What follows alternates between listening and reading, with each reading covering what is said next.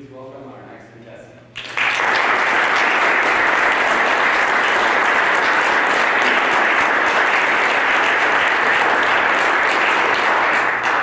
Rheid Schloss. Is it just me?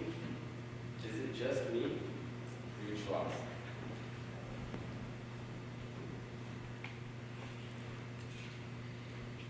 One cold February night, I found myself on a hard metal park bench, staring at the stars and contemplating, how I would have back problems if I was homeless. I was frustrated with my job. The furnace needed to be replaced. The car was in the shop. I was frustrated with my job. The wind had blown over my fence. My wife was sick. Did I mention that I was frustrated with my job? Well, I was talking to God, mostly complaining. And that's when I hear, well, Rheid, what do you really want? Mr. Toastmaster, fellow Toastmasters and guests, have you ever wanted something so badly, only to discover once you've got it, you keep asking yourself, why did I want this? If you know what I'm talking about, say absolutely. Absolutely. Well, come back with me 10 years earlier. There I sat, 42,000 feet above the Pacific Ocean, on a 14-hour return flight from Tokyo, Japan. I had wanted this job forever.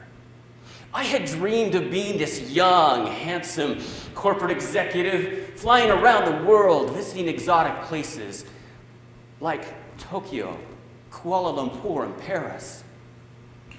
First-class leather seat, white linen tablecloth with a steak and real silverware. Can you smell that back there, Coach? Such is the life. And that's when I hear, excuse me, sir, can you stop leaning on my shoulder? You're starting to drool. It's all coming back to me now. It was Coach, a middle seat, way back there in the back row, 997, with a plastic fork and a bag of peanuts. Is it just me? Or do your dreams sometimes turn into nightmares? If you know what I'm talking about, say absolutely. Absolutely. Well, my dream job of being that young, smart, and handsome corporate executive didn't seem so smart anymore. I would wake up Sunday morning and I would pack my bags and then catch a flight to some exotic place like Cleveland. Only to return Saturday night and wake up Sunday morning and do it all over again. I had missed 5 of my wife's birthdays, 4 of our anniversaries, and my son's pee-wee football and t-ball careers. And in that middle seat, I decided I was going to do something about it. And I did. I kept getting up Sunday mornings to catch that flight.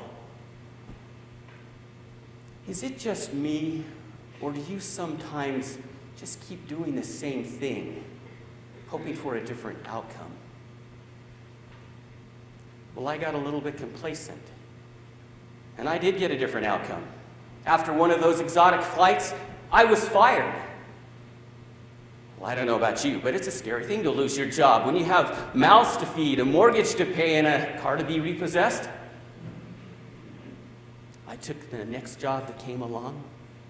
It was so exciting. New faces, new challenges, new destinations, and I was on that fast track of being that young, smart, handsome corporate executive again. And 15 months later, I found myself in that same middle seat. I had turned my nightmare dream job into a double feature. And that's when I found that hard metal park bench, complaining to God. Well, Rheid, what do you really want? I want to be a young, smart, handsome corporate executive. And I'm not so young anymore. And I'm never home, and my kids say that I wear dad pants. Well, that doesn't sound smart. But those do look like dad pants. Hey, whose side are you on anyway? Well, Rheid, what do you really want? Is it just me, or do you sometimes forget to listen? This time, I didn't hear it here. I felt it here. On that park bench, I realized that no matter how hard I tried to convince my wife and my son that I was doing all of this for them, it was just about me. You see, my dream job was taking me around the world, waking up in exotic places, alone. Dining at fine restaurants around the world, alone. And visiting historical places in Cleveland, alone. Well, my life changed on that park bench because I realized my dream job was preventing me from being a show-up dad, from being a present husband, and most of all, from being home for dinner. On that night, my dream changed. And for the past 10 years, I've been reworking that dream, focusing on what matters most. Now, I don't know what your dream is, or what your middle seat looks like, or if you've turned that dream job into a nightmare double feature. But I can tell you this: if you find yourself in that middle seat, alone and away from those who matter most, it's time to change your seat.